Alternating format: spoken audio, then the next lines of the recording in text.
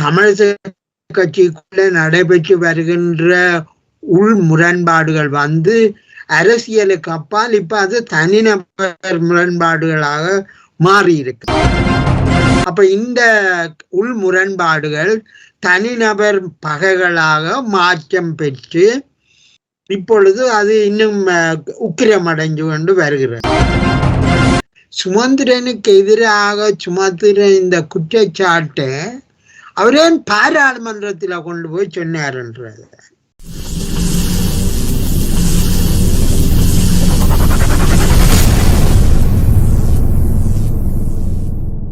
அன்பான அவர்களுக்கு வணக்கம். நீங்கள் பார்த்துக் கொண்டிருப்பது STS தமிழ் தொலைக்காட்சி. STS தமிழ் தொலைக்காட்சியில் வார வாரம் இடம்பெற்றுக் கொண்டிருக்கின்ற அரசியல் ஆய்வுகளத்தோடு இணைந்திருக்கின்றோம். இன்று எங்களோடு இணைந்திருக்கின்றார் சிவலிங்கம் அவர்கள் லண்டனிலிருந்து அரசியல் ஆய்வாளராகவும் இன்னும் பல துறை சார் விடயங்களிலும் பங்கு பல நிகழ்வுகளில் கலந்து சிறப்பிக்கின்றவர். அவரை இந்த அரசியல் ஆய்வுகளத்தில் இணைப்பதையிட்டு மகிழ்வு கொள்கின்றோம். வணக்கம் ஐயா. வணக்கம். STS தமிழ் டிவி தொலைக்காட்சி நிறுவனம் எனக்கு இந்த அழைப்பை தந்ததுக்கு மிக்க நன்றி. சிறப்பு. நீங்கள் மீண்டும் ஒரு முறை எங்களோடு கலந்து கொண்டதையிட்டு நன்றியோடு தொடர்ந்து இப்பொழுது தாயகத்தில் நடக்கின்ற சில விடயங்களை நாங்கள் பார்க்கின்ற போது, ஸ்ரீதரன் பற்றிய ஒரு தகவல், இந்தியாவுக்கு செல்ல அவர் இருந்த போது அவருக்கான பயண தடை இருப்பதாக விமான நிலையத்தில் அவருக்கான தடை ஏற்படுத்தப்பட்டது சென்ற விடயங்களை பார்க்கும்போது, இப்பொழுது நாங்கள் புலம்பெயர் நாடுகளில் வாழ்ந்து கொண்டிருக்கின்றோம். இந்த புலம்பெயர் நாடுகளில் இது போன்ற ஒரு அராஜக செயல்கள் இல்லை. அங்கு ஏன் இப்படி நடக்கின்றது? இது அரச கட்டுப்பாட்டை ஜனாதிபதி போன்றோரின் கட்டுப்பாட்டுக்கு இல்லாத நிலைமையாக இருக்கிறான். இது ஒரு முக்கியமான கேள்வியாக தான் இருக்கிறது. அதாவது இதை நாங்கள் முதல்ல தமிழரசு கட்சிக்குள்ள நடக்கிற உள் முரண்பாடுகளின் வெளிப்பாடாக முதல்ல பார்த்தமையா இருந்த, அதாவது முதல்ல தமிழரசு கட்சிக்குள்ள நடக்கிற பிரச்சனை, அதுக்கு பிறகு சுமந்திரன் அரசாங்கத்தின் மூலமாக பரிசோதனைகளை மேற்கொண்டதாக சொல்லப்படுகின்ற குற்றச்சாட்டுகளின் உண்மை தன்மை போன்றவற்றை நாங்கள் பார்க்க வேண்டியிருக்கு. இது எல்லாத்தையும் நாங்கள் எப்படி பார்க்கலாம்னா, முதல்ல தமிழக கட்சிக்குள்ள நடைபெற்று வருகின்ற உள் முரண்பாடுகள் அரசியலுக்கு அப்பால் இப்ப அது தனிநபர் முரண்பாடுகளாக மாறி இருக்குது. குறிப்பாக கடந்த பொது தேர்தலில் சுமந்திரனை தோல்வியடைய செய்வதற்கு மிகவும் திட்டமிட்ட வகையில பலர் கட்சிக்குள்ளே இருந்தவர்கள் செயற்பட்டிருப்பது பொதுவாக பலராலும் உணரப்பட்டிருக்குது. அப்ப இந்த உள் முரண்பாடுகள் தனிநபர் பகைகளாக மாற்றம் பெற்று இப்பொழுது அது இன்னும் உக்கிரமடைஞ்சு கொண்டு வருகிறது. இதை நாங்கள் அடுத்த கட்டத்தில் பார்த்தால், தமிழக கட்சியினுடைய மத்திய குழு கூட்டம் கடந்த 18ஆம் தேதி நடந்திருக்கிறது. 18ஆம் தேதி நடைபெற்ற கூட்டத்தில் அவர்கள் ஒரு முடிவுக்கு வருகிறார்கள். நீதிமன்ற பிரச்சனைகளை எப்படி தீர்க்கிறது, மற்றது கஜேந்திரகுமார் பொன்னம்பலம் தலைமையிலான தமிழ் தேசிய மக்கள் முன்னணியினுடைய கோரிக்கைகள் தொடர்பான பேச்சுவார்த்தைகள், இவ்வாறு சில பிரச்சனைகள் தொடர்பாக பேசுவதாக இருந்தது. இதனை பார்க்கும் பொழுதும் அங்கும் ஸ்ரீதரன் அவர்கள் கட்சி கட்டுப்பாடுகளை மீறியது தொடர்பான விவாதங்களும் அங்கு நடந்திருக்கிறது. இதனுடைய அடுத்த கட்டமாக நாங்கள் பார்க்கும் பொழுது இந்தியாவுக்கு போன பிரச்சனைகள் வந்திருக்கிறது. எனவே இதனை ஒட்டுமொத்தமாக பார்க்கும் பொழுது இங்க உள்ள முக்கியமான கேள்வி, சுமந்திரனுக்கு எதிராக சுமத்துற இந்த குற்றச்சாட்டை அவரே பாராளுமன்றத்தில் கொண்டு போய் சொன்னார்ன்றது. இதுதான் முக்கியமானது. அதாவது உண்மையாகவே இந்த குற்றச்சாட்டிலே அர்த்தம் இருக்கு, சாட்சியங்கள் இருக்கு என்று அவர் கருதி இருந்தால் அவர் பாராளுமன்றத்திலே அது சொல்ல வேண்டிய தேவை இருக்காது. அவர் வெளியிலையும் சொல்லி இருக்கலாம். அவர் வெளியில சொல்லி இருந்தால் அது தனக்கு எதிராக வந்துவிடும் என்ற அச்சத்திலே தான் பாராளுமன்ற விசேஷ அதிகாரத்தை பயன்படுத்தி அங்க பேசி இருக்கிறார். எனவே நாங்கள் இதுல அரசாங்கம் இன்றைக்குள்ள அரசாங்கம் முதலே சுமந்திரன் சொல்ல கேட்டு செயற்பட்டதாக சொல்லுகின்றவைகள் எல்லாம் நாங்கள் ஒரு கடந்த கால அரசாங்கங்களை மாதிரி இந்த அரசாங்கத்தை நினைச்சு கொண்டு பேசுவது போலத்தான் தெரிகிறது. ஆனா இதுல முக்கியமாக ஊடகம் என்ற வகையிலையும் அரசியல் தொடர்பாக எங்களுக்குள்ள ஆர்வங்களையும் வச்சுக்கொண்டு பார்க்கும் பொழுது இந்த மாதிரியான அரசியல் ஒரு ஆரோக்கியமான எதிர்காலத்துக்கு எடுத்து செல்ல கூடியதாக இல்லை. அதுவும் கட்சியினுடைய முக்கியமான தலைவர்கள் ஆளையால் சாடுவதும் சேரடிப்பதுமான இந்த போக்கு தமிழ் அரசியலுக்கு உகந்ததல்ல. அந்த கட்சியின் முக்கியஸ்தர்கள் என்று தங்களை அழைப்பவர்களாக இருக்கின்ற அவர்களுக்கும் இது உகந்ததான பாதை அல்ல.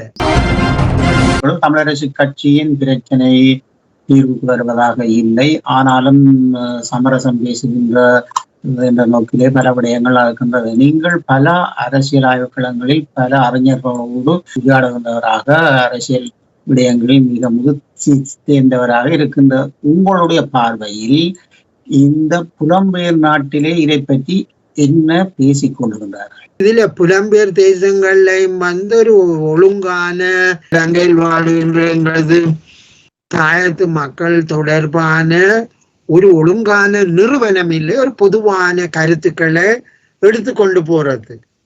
கடந்த காலங்களில் எவ்வாறு இயக்கங்கள் செயற்பட்டனவோ அதன் பிரதிபலிப்புகள் இன்னமும் செயற்படுகின்றன. அந்த வகையில பார்க்கும் பொழுது நீங்கள் குறிப்பிட்டவாறு ஒரு சாரார் இதை உக்கிரப்படுத்தி கொண்டு போயினோம். அதாவது தமிழரசு கட்சிக்குள்ள உக்கிரப்படுத்தி தமிழரசு கட்சியை விடுதலை புலிகளின் ஆதரவு தளமாக மாற்றுகின்ற ஒரு முயற்சி மறைமுகமாக மிக நீண்ட காலமாகவே நடைபெற்று வருகிறது. அப்ப இதுக்கு எதிராக விடுதலை புலிகள் தொடர்பாக மாற்று கருத்தை கொண்டிருக்கின்ற சுமந்திரன் தலைமையிலான பிரிவினரை எந்த மாதிரியாகிலும் தமிழரசு கட்சியில் இருந்து வெளியேற்றி விட வேண்டும் என்கின்ற உணர்வுடன் புலம்பெயர் தேசங்கள்ல செயற்படுபவர்களும் உண்டு. அதே நேரத்தில் இந்த மாதிரியான போக்குகளால தமிழ் மக்களின் எதிர்காலம் மிகவும் மோசமாக பாதிப்படைய போகிறது என்கின்ற பொதுவான நலன் குறித்து பேசுபவர்களும் உண்டு. என்னோடு தொடர்பு கொண்டு அல்லது நான் அவர்களோடு தொடர்பு கொண்டு அறிந்த வரையில பிரச்சனையாக இருப்பது என்னன்னா, தமிழரசு கட்சிக்குள்ள இருக்கிற ஒரு பிரிவினர் உதாரணமாக ஸ்ரீதரன் மேல தமிழரசு கட்சி மிகவும் கடுமையான நடவடிக்கைகளை எடுக்கக்கூடும் என்ற எதிர்பார்ப்பு இருக்கிறது. அதாவது அவர் கட்சி விதிகளுக்கு எதிராக செயற்பட்டார் என்ற முக்கியமான விவாதங்கள் இப்பொழுது வருகின்றன. இதை ஸ்ரீதரன் அவர்கள் எதிர்பார்த்துத்தான் இருக்கிறார். அதன் காரணமாக அவர் வேறு வேறு அரசியல் கூட்டணிகளின் மூலம் தன்னுடைய அரசியலை வேறு வடிவங்களுக்கு எடுத்து செல்வதற்கான ஒரு முயற்சியாக இது தெரிகிறது. இங்கு முக்கியமாக எங்களுடைய கவனத்துக்குரிய, அதாவது ஊடகம் என்ற வகையிலையும் நாங்கள் இதை பார்க்கிறதாக இருந்தால், இந்த ஸ்ரீதரன் தலைமையிலான பிரிவினரும் தமிழ் தேசிய மக்கள் முன்னணி என்ற கட்சியினுடைய தலைவரான கஜேந்திரகுமார் ஆகியோரும் தற்சமயம் பேச போவதாக கூறப்படுகிறார். அவர்கள் ஒவ்வொரு ஏற்கனவே சந்தித்து பேசியதாகவும் அவர் பாராளுமன்றத்தில் இவ்வாறு இணைந்து செயற்படுவது குறித்து பேசியதாகவும் கூறப்படுகிறது. ஆனால் இங்குள்ள முக்கியமான அம்சம், இவர்கள் இருவரும் என்ன பேசுவது குறித்து தெளிவாக இல்லை. அதாவது அவர்கள் மக்களுக்கு முன்னாலே நாங்கள் இவை குறித்து தான் பேச போறோம் என்கின்ற ஒரு தெளிவான பார்வையை அவர்கள் மக்களுக்கு முன்னால வைக்கல. அதால பிரச்சனையில ஆர்வமுள்ள ஆக்கள் யானைய குருடர் பார்த்த மாதிரி இப்படியா இருக்கலாம் அப்படியா இருக்கலாம் என்கின்ற அபிப்பிராயங்கள் மிக அதிக அளவில் வர தொடங்கி இருக்கு. என்னுடைய பார்வையும் அந்த யானையை பார்த்த குருடர் கதை தான். ஏனென்றால் ஸ்ரீதரன் அவர்களும் சமஷ்டி பற்றி பேசுகிறார், தமிழரசு கட்சியும் சமஷ்டி பற்றி பேசுகிறது. கஜேந்திரகுமார் பொன்னம்பலமும் சமஸ்டி குறித்து பேசுகிறார். அவ்வாறானால் சமஸ்டி குறித்து இவர்கள் பேசுவதாக இருந்தால், அதாவது தமிழ் மக்களின் அரசியல் எதிர்காலத்துக்கு சரியான பாதை சமஸ்டிதான் என்றால், இவர்கள் அது தொடர்பாக பேசுவதாக இருந்தால் மக்களுக்கு அதை சொல்லணும், நாங்கள் பிரிஞ்சு நிற்க இயலாது. ஆனால் இவர்கள் தேர்தல் வரையும் போட்டி போட்டு ஆளையால் திட்டிய பிறகு இப்பொழுது சமஸ்டி பற்றி பேசும் பொழுதுதான் சந்தேகம் வருகிறது. இனி அடுத்ததாக இந்த சமஸ்டி பற்றி பேசுகிற அதே நேரத்தில் யாழ் மாகாண முதலமைச்சராக இருந்த விக்னேஸ்வரன் அவர்கள் வச்சிருந்த தமிழர் பேரவையினுடைய கோட்பாடுகளை மையமாக வச்சு பேசலாம் என்கின்ற கருத்துக்கள் தான் இப்பொழுது வெளியில வந்திருக்கு.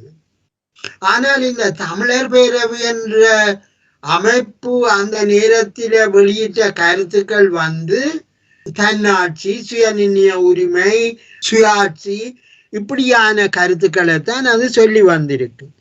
இதெல்லாம் நாங்கள் 30 வருஷ கால போர்க்காலத்தில் இதெல்லாம் நாங்கள் பேசி அதை அடைய முடியாது என்கின்ற ஒரு நிலைமைக்கு போன நிலையிலே இப்பொழுது இவர்கள் திரும்பவும் அதை சொல்ல தொடங்கி இருக்கிறார். அது மட்டுமல்ல, கஜேந்திரகுமார் பொன்னம்பலம் அவர்கள் இரு தேசம் ஒரு நாடு என்ற கோட்பாடை வச்சுத்தான் அவர் சொல்றார். அப்ப இங்க அவர் சொல்ற சமஷ்டி என்றது தமிழ் தேசம் என்றது வேற, சிங்கள தேசம் என்கின்றது வேற, ரெண்டு முறைதான் சமஷ்டி ஆட்சி என்றது. ஆனா தமிழரசு கட்சி அவ்வாறான ஒரு முடிவில் இருக்கிறதா என்றால் அப்படி இல்லை. 2009ஆம் ஆண்டுக்கு பிறகு தமிழரசு கட்சி ஐக்கிய இலங்கைக்குள்ளதான் தீர்வை தேட வேண்டும் என்கின்ற கருத்தை முன்னுக்கு வைத்திருக்கிறது. அதாவது பிரிக்கப்படாத, பிரிக்க முடியாத ஐக்கிய இலங்கைக்குள் அதிகார பரவலாக்கல், அதிகார பகிர்வு அடிப்படையிலான சமஷ்டி தீர்வைத்தான் தாங்கள் அடைவதாக கூறுகிறார்கள். எனவே இங்கே மிக முக்கியமான வித்தியாசம் ஐக்கிய இலங்கைக்குள்ள சமஷ்டி ஆட்சியை கூறுவதாக தமிழரசு கட்சி சொல்வதும், இல்ல தமிழ் தேசம் வேற சிங்கள தேசம் வேற, இது ரெண்டும் இணைந்த கூட்டாட்சி தான் சமஷ்டி என்று கஜேந்திரகுமார் பொன்னம்பலம் சொல்றதும், இதெல்லாம் தமிழ் மக்களை இன்னும் குழப்பத்துக்குள்ள தள்ளுற ஒரு சூழல் தான் காணப்படுது. அதுபடியா வெளிநாடுகள்ல வாழ்ற இலங்கை எங்களுடைய தாயத்து மக்களின் எதிர்காலம் குறித்து கவலை அடைகிற மக்கள் இந்த குழப்பத்தை நன்கு புரிஞ்சு கொள்ளணும். இதால கடந்த 75 வருஷமா சமஷ்டியா, ஒற்றையாட்சியா, பிரிவினையா இப்படியெல்லாம் கூறி தமிழ் மக்கள் கடைசியாக உள்நாட்டில வாழ முடியாது, இடம்பெயர் தேசங்களுக்கு போக வேண்டும் என்கின்ற எண்ணத்துல வாழ்ற இந்த சூழல்ல இந்த மக்கள் அங்கதான் வாழலாம், அவர்களுக்கான எதிர்காலம் அங்கதான் என்ற எதிர்பார்ப்புகளுக்கான அரசியல் அங்க படிப்படியா இல்லாமல் போகுது. இந்த அரசியல்வாதிகளும் தங்களை இருப்பை பற்றி தான் கவலைப்படினும் தமிழ் மக்களின் எதிர்காலத்தை பற்றி கவலைப்படையில.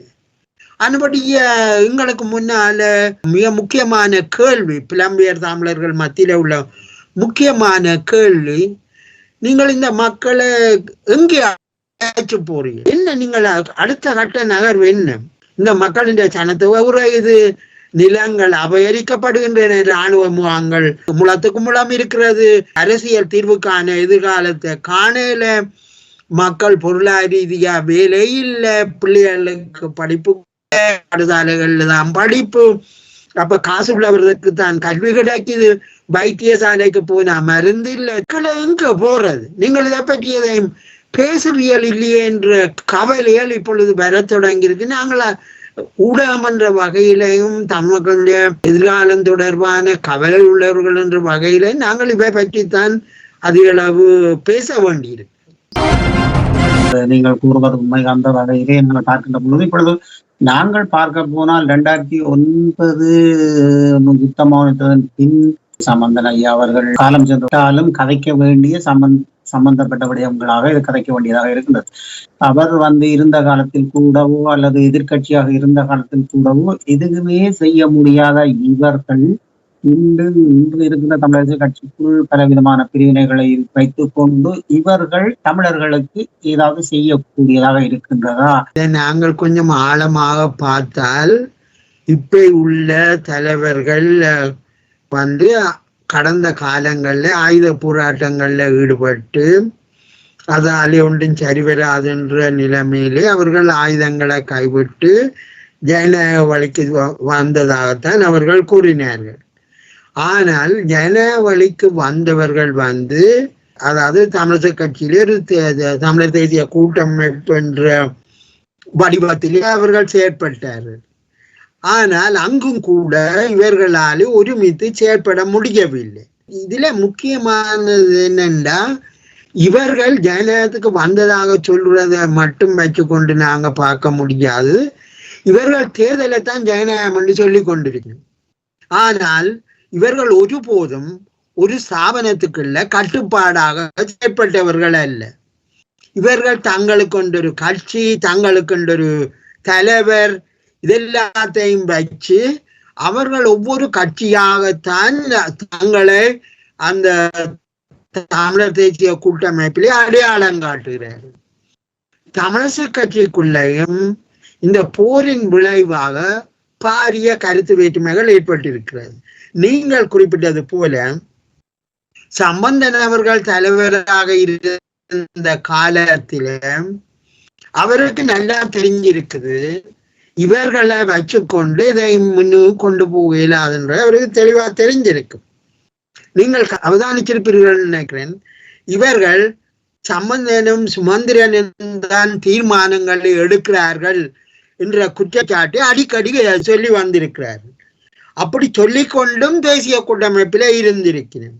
உண்மையில சம்பந்தன் அவர்கள் வந்து இவர்கள் தமிழ் மக்களுடைய எதிர்காலத்தை சீராக சிந்திக்க முடியாதவர்கள் என்றத அடிப்படையில தான் அவர்கள் இருவரும் ஒரு தனித்துவமான முடிவுகளை நோக்கி தமிழர் தேசிய கூட்டமைப்பை இழுத்து கொண்டு போயிருக்கணும். இவர்கள் சம்பந்தன் ஐயா எப்பொழுது இல்லாமல் போகிறாரோ அப்பொழுது இந்த கட்சிகளை சீரழித்து விடலாம் என்கின்ற ஒரு மனப்பால் குடிச்சு கொண்டு இருந்திருக்கணும். கடந்த தேர்தலை நாங்க வச்சு பார்க்கும் பொழுது இவர்கள் 400க்கும் மேற்பட்ட சுயாதீன குழுக்கள் வடபகுதியில போட்டியிட்டிருக்கு. அது மாதிரி தான் வன்னி மாவட்டத்திலும் கிழக்கு மாகாணத்திலும் அப்படி. தமிழ் மக்களுக்குள்ள உண்மையாக அவர்களுடைய எதிர்காலம் குறித்து யாருக்காவது கவலை இருந்திருக்குமாக இருந்தால் இவ்வளவு பாரிய சுயாதீன குழுக்கள் போட்டியிட்டு ஏன் தமிழ் மக்களை குழப்ப வேணும்? இங்குதான் நாங்கள் மிக முக்கியமாக எங்களுடைய அவதானத்துக்குரியது ஏற்கனவே குறிப்பிட்டது போல அந்த குடும்பங்கள் கொரோனா நோயினால அதுக்கு பிறகு வந்த கேஸ் இல்ல, எரிபொருள் இல்ல, பொருட்களின் விலை அதிகரிப்பு, வருமானம் இல்லை, இதை பற்றி யாருமே கதைச்சது இல்லை. அப்ப மக்கள் கடந்த ஆண்டு நடைபெற்ற தேர்தல்ல இந்த பொருளாதார ரீதியாக பாதிக்கப்பட்ட மக்கள் சிந்திச்சினம் இவர்களால் எங்களுக்கு எந்த வித நன்மையும் ஏற்பட போகவில்லை. இந்த தமிழ் தேசியத்தை சொல்லி சொல்லி இவர்கள் தங்களுக்கு தேவையானதை எடுத்துக்கொண்டார்களே தவிர எங்களை போல ஏழை மக்களுக்கு எதிர்காலம் இல்லாமல் பண்ணி போட்டினோம். இது தமிழ் மக்கள் மத்தியில மட்டுமில்லை, சிங்கள மக்கள் மத்தியிலும் இந்த மாற்றம் இருந்திருக்கு. அதிகாரத்தில இருந்தவை அதிகாரங்களை குவிச்சு வருமானத்தை எடுத்து உத்தியோகங்கள் எல்லாத்தையும் தங்களுடைய ஆக்களுக்கு கொடுத்து இப்படி எல்லாம் செய்து கொண்டிருக்க கீழ்மட்டத்தில் இருந்த மக்கள் தங்களுக்கு இனி எதிர்காலம் இல்லை என்று இருக்கல தான் இந்த தேசிய மக்கள் சக்தி என்ற ஒரு அமைப்பு அந்த நம்பிக்கையை கொடுக்குது. அதுதான் சிங்கள மக்கள் பெரும்பாலான மக்கள் வந்து இந்த 2 கட்சிகளை நிராகரித்து வாக்களிக்கணும். இந்த மாற்றங்களை அவதானிக்க தமிழ் பிரதேசத்தில இருந்த கீழ்மட்டத்து மக்கள் அவை யோசிக்கணும். நாங்களும் இவைகளை நம்பி பிரயோஜனம் இல்லை, எங்கள் எதிர்கால சந்ததிகளுக்கு ஒரு நல்ல வாழ்க்கை அமைய வேணும். ஆனபடியா நாங்களும் புதிய மாற்றத்தை நோக்கி போகணும். ஆனபடியா என்னுடைய அபிப்பிராயம் இந்த இப்ப இருக்கிற தமிழ் தேசியத்தை அடிக்கடி சொல்லி தமிழ் வாக்குகளை பெற்று தமிழ் மக்களை காப்பாற்றலாம் என்ற அரசியலும் போய் இவர்கள் தமிழ் மக்களை ஏமாற்றி தங்களுடைய அரசியல் இருப்புகளை தக்க வைக்கிறதுக்காக நடத்துற இந்த அரசியலும் போய் அதனுடைய தமிழ் மக்கள் இவர்களை நிராகரித்து தங்கண்டி எதிர்கால சந்ததிக்கு அரசியல் உரிமைகளையும் அதே நேரத்தில் அந்த பிரதேசத்தின் அபிவிருத்திக்காகவும் ஒரு யதார்த்தமான ஒரு தீர்வை எடுத்து செல்லக்கூடிய சக்திகளை தமிழ் மக்கள் அடையாளம் காணணும். நான் நினைக்கிறேன் நீங்கள் குறிப்பிட்டது போல இந்த வரப்போன்ற உள்ளூராட்சி தேர்தலில் அதுகள் தெளிவாக தெரியலாம் என்றுதான் நான் நினைக்கிறேன். உண்மையிலேயே நீங்கள் கூறியது கூட தமிழரசு கட்சி என்பது குழப்பங்களையும் உட்பூசல்களையும் வைத்து கொண்டு நடைபெறுகின்ற இந்த விடயங்களால் மக்கள்தான் பாதிக்கப்படுகின்றார்கள் என்ற புரிதல் இல்லாத ஒரு கட்சி இருந்தாலும் என்ன, இல்லை என்றாலும் என்ன என்ற ஒரு நிலைக்கு மக்கள் வந்திருக்கின்றார்கள். அப்படி இருக்கின்ற பொழுது இவர்களுக்கான இந்த சென்ற நடமுடிந்த பாராளுமன்ற தேர்தலில் அளித்த வாக்குகள் என்பது இனி வருகின்ற விடயங்களில் எப்படி இருக்க போகின்றது என்பதை கால ஓட்டம்தான் அதை கூறவும். இப்பொழுது நாங்கள் பார்க்க போவமாக இருந்தால் இவர்கள் அங்கே அமைக்கப்பட்டிருக்கின்ற சட்ட விதிகளை, ஒழுங்கு விதிகளை செயலாற்றுவதில் கூட இவர்கள் நல்ல சமர்ச்சியை காட்ட தங்களுக்குள் கட்சி பூசல்களை கதைக்கு தீர்த்துக் கொள்வது அல்லது கட்சிக்குள் இருப்பவர்கள் அவரவர்கள் தங்கள் பணியை செய்வது போன்ற விடயங்களை அங்கே செய்வதாக தெரியவில்லை. அப்படி இருக்கின்ற இந்த தமிழரசு கட்சியின் கூட்டுக்கள் மக்களுக்கான விரிவாக்க விளக்கத்தை கூறக்கூடிய தகமை இவர்களிடம் இருக்கு. வேறு முக்கியமான கேள்வி, அதாவது தமிழ் அரசியலினுடைய எதிர்காலம் எப்படி போறது, தமிழ் மக்கள் மத்தியில இன்றைக்கு ஒரு பிரதான கட்சியாக இருக்கிற கிட்டத்தட்ட 7 பாராளுமன்ற உறுப்பினர்களை கொண்டுள்ள தமிழரசு கட்சி அதற்கான தலைமைத்துவத்தை வழங்குமா என்ற கேள்விக்கு உண்மையிலேயே ஒரு சந்தேகமான பதில்கள் தான் இருக்கின்றன. நீங்கள் ஆரம்பத்தில் குறிப்பிட்டது போல ஸ்ரீதரன் சுமந்திரன் ஆகியோருக்கிடையே நடைபெற்று வருகின்ற தனிநபர் மோதல்கள் இது கட்சிக்கும் ஒரு எதிர்காலத்தை ஒரு நிச்சயமற்ற நிலைக்குத்தான் கொண்டு போக போகிறது. தமிழ் மக்கள் இதில் மிகவும் தெளிவாக இருக்க வேண்டி இருக்கிறது. அதாவது 7 பாராளுமன்ற உறுப்பினர்களை கொண்டுள்ள தமிழரசு கட்சிக்குள் இந்த மக்களின் எதிர்காலம் தொடர்பாக குறிப்பாக இன்றைக்கு நாட்டில பாரிய அரசியல் மாற்றம் நடைபெற்றிருக்கிறது. பிரதான கடந்த 75 ஆண்டுகளாக அதிகாரத்தை வச்சிருந்த கட்சிகள் இன்றைக்கு தோல்வி அடைஞ்சு சாமானிய மக்களின் ஒரு கட்சி ஒன்று பதவிக்கு வந்திருக்கிறது. இந்த நிலையில் அவர்கள் ஜனநாயகத்தை, இனவாதத்துக்கு எதிராக ஒரு சமாதானத்தை, ஐக்கியத்தை, தேச வளர்ச்சியை கொண்டு வரப்போவதாக கூறுகிறார்கள்.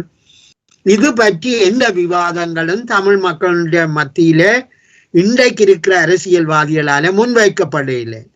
இது நீங்கள் கேட்ட முக்கியமான கேள்வியை நான் அடிக்கடி கூறுவது போலத்தான் ஊடகங்கள் தான் இந்த பிரச்சனையை அடையாளப்படுத்தி இவர்களால முடியுமா அல்லது மக்கள் வேறு ஏதாவது ஒரு அரசியல் தலைமையை நோக்கி செல்லுவார்களா? ஏனென்றால் இங்க மிக முக்கியமாக 2 பிரச்சனைகள் இருக்கின்றன. சிங்கள பௌத்த பேரினவாதம் இன்னமும் பலமானதாக இருக்கிறது. அது இருக்கும் வரையும் எந்த நேரமும் சிறுபான்மை தேசிய இனங்களுக்கான பாதுகாப்பு அச்சத்துக்குரியது. எனவே தேசிய சிறுபான்மை இனங்களின் பாதுகாப்பு தொடர்பாக தமிழ் பிரதேசங்கள்ல செயற்படுகின்ற கட்சிகள் ஒருமணி அதை பேசிக்கொண்டிருக்கிறார். கடந்த 75 வருஷமாக தமிழ் மக்களுடைய ஜனநாயக உரிமைகள் தொடர்பாக பேசியவர்கள் அந்த மக்களின் வாழ்வாதாரம் தொடர்பாக எந்த விதமான திட்டங்களையும் கொண்டிருக்கிறது. எனவே இன்றைக்கு நாங்கள் அவதானிச்சா அதிகாரத்திலே இப்பொழுது வந்திருக்கிற தேசிய மக்கள் சக்தியினர் அவர்கள் சகல மக்களையும் இலங்கையர் என்ற அடையாளத்தை நோக்கி எடுத்து செல்வதற்கான முயற்சியிலே அந்த தமிழ் மக்களின் நம்பிக்கையை, முஸ்லிம் மக்களின் நம்பிக்கையை, மலைய மக்களின் நம்பிக்கையை வென்றெடுப்பதற்கான முயற்சியிலே அரசியல் பாதை என்னவா இருக்கணும். நாங்கள் தொடர்ந்து இந்த தமிழ் தேசியத்தை உக்கிரப்படுத்தி சிங்கள மக்களுக்கு நாங்கள் எதிரிகளாக காட்டி அல்லது முஸ்லிம் மலைய மக்களோட ஒரு நட்புறவு இல்லாமல் தனிச்சங்களால செயற்பட முடியுமோ? ஏனென்றா முஸ்லிம் மக்களும் மலைய மக்களும் இன்றைக்கு ஏதோ ஒரு விதத்திலே அமைகின்ற அரசாங்கங்களோட இணைஞ்சு தங்களுடைய தேவைகளை பூர்த்தி செய்து கொள்ளினும்.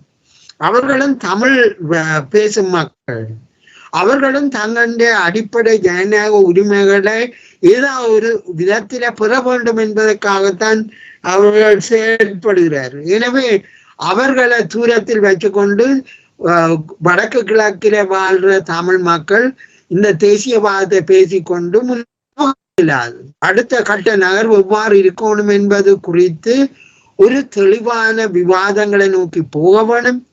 அதுக்கான அடித்தளங்கள் போடப்பட வேண்டும். இந்த ஊடகங்கள் இது தொடர்பாக பல்வேறு கருத்துக்களின் தளமாக அது மாற வேண்டும். அதன் மூலம்தான் மக்கள் அறிவூட்டப்பட வேண்டும். இந்த 75 வருஷ கால ஏமாற்று அரசியல்ல இருந்து மக்களை நாங்கள் முதல்ல விடுவிக்க வேண்டியிருக்கு. நல்லது. பல விடயங்களை நாங்கள் கதைத்திருந்தாலும் இன்னும் கதைக்க வேண்டிய விடயங்கள் நிறையவே உள்ளது.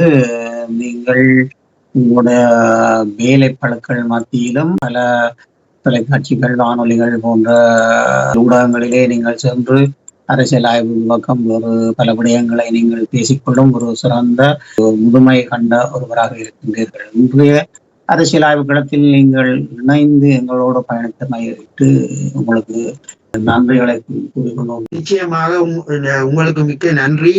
இந்த STS தொலைக்காட்சி நிறுவனம் ஒரு பாரிய பங்கு வகிக்கிறது.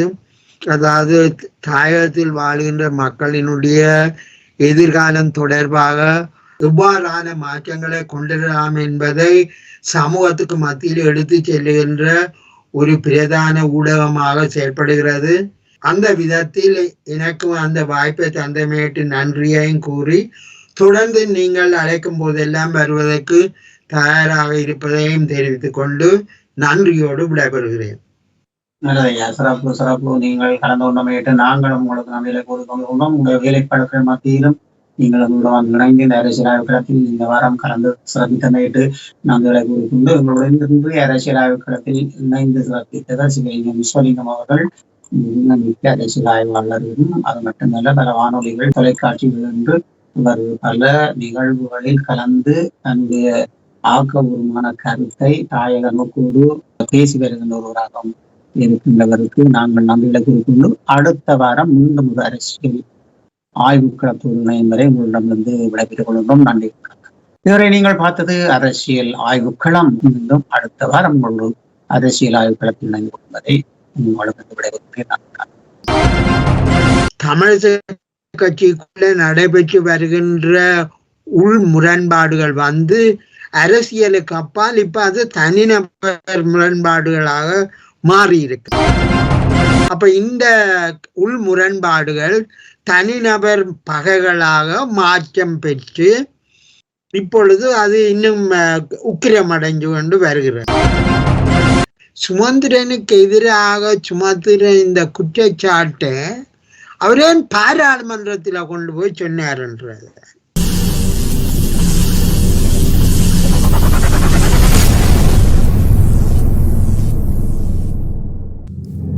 அரசியல் ஆய்வுக்களம் உண்மையோடு தமிழர்களின் உரிமை காக்க உரசிவிடும் தீக்குச்சி என தன்னை நிலைநிறுத்தி தமிழரின் அரசியல் பேசும் களமாக உங்களை தேடி வருகிறது அரசியல் ஆய்வுக்களம். அரசியல் ஆய்வுக்களம்.